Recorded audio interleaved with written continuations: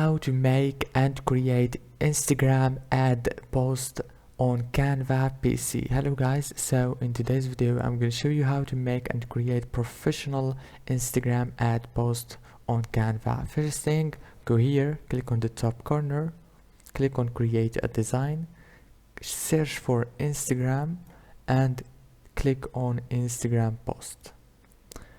Now after you click on it, it will take you to this page. Now go here and scroll all the way down until you find the Instagram ad option, as you can see right here. Now click see all and choose any template from here, for example this one, and now you can change the picture, you can change the text and everything from here, as you can see. After you finish, go here and click download. Very easy and fast.